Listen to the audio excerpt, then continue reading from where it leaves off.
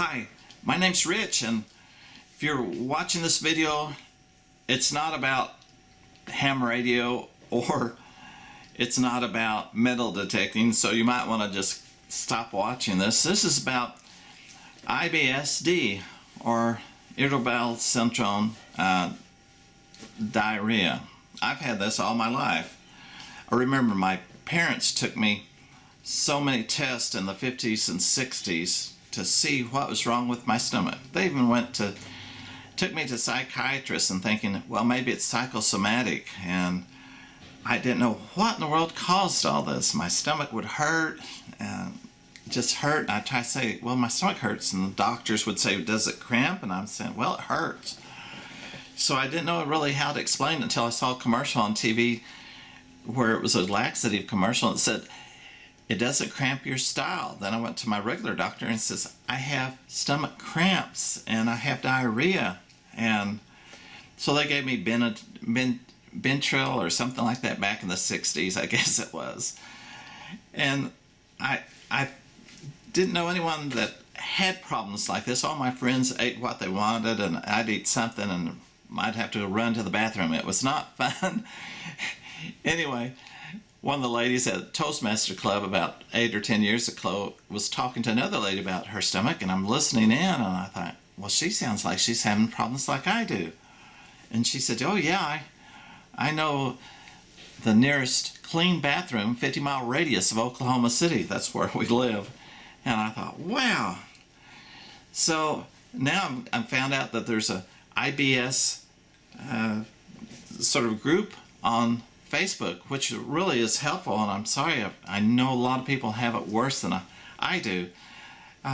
But a lot of times I realize that, like fresh fruits, most fresh fruit and fresh vegetables I can't eat. The greener the vegetables, I can't eat them, and they just really bother my stomach.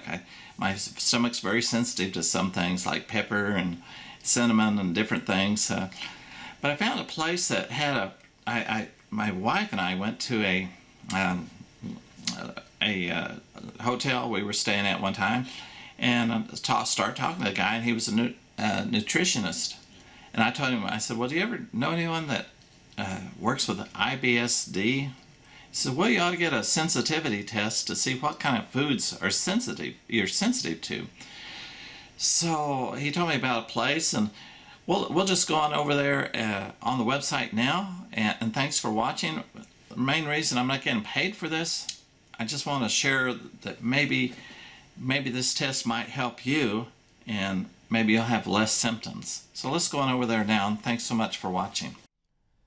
This is the website I found that the nutritionist told me about. I contacted them. They had a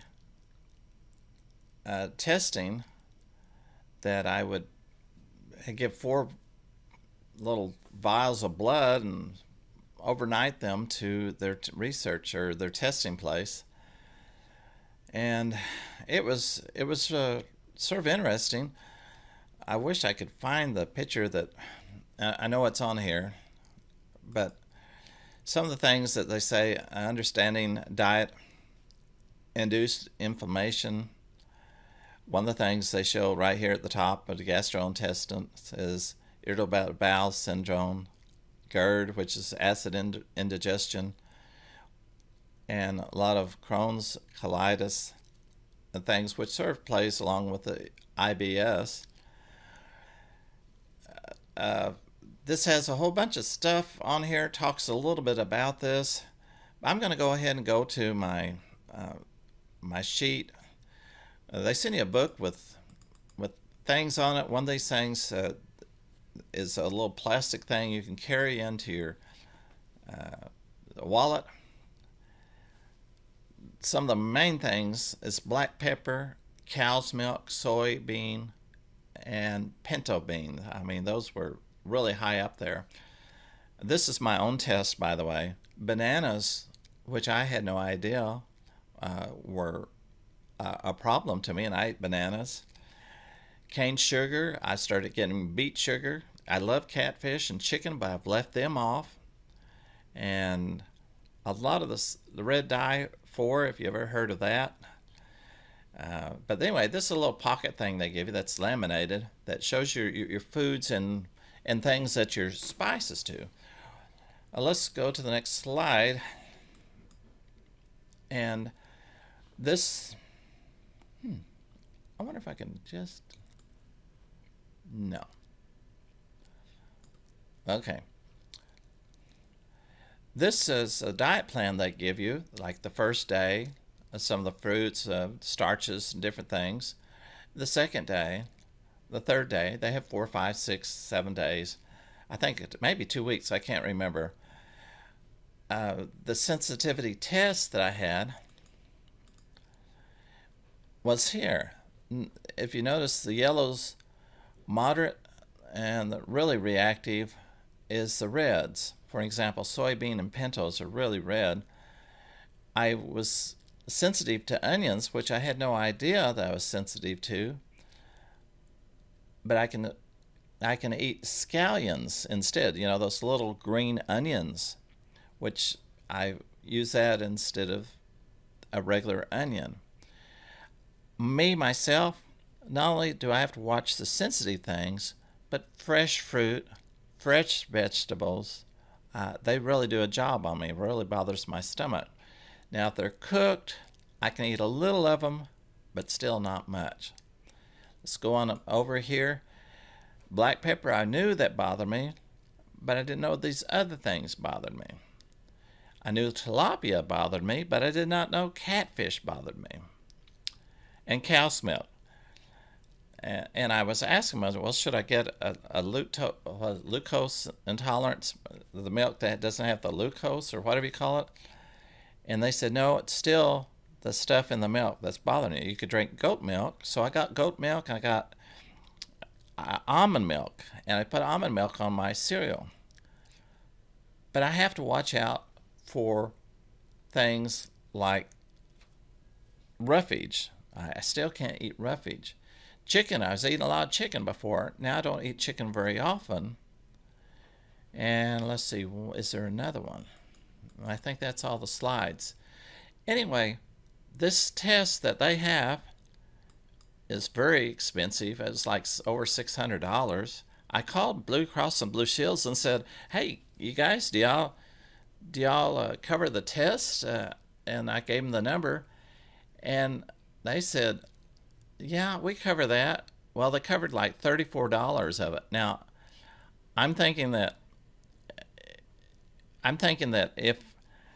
if I had gone to the doctor and he had prescribed it, maybe they would have cut it a little bit more, given a little bit more money on it.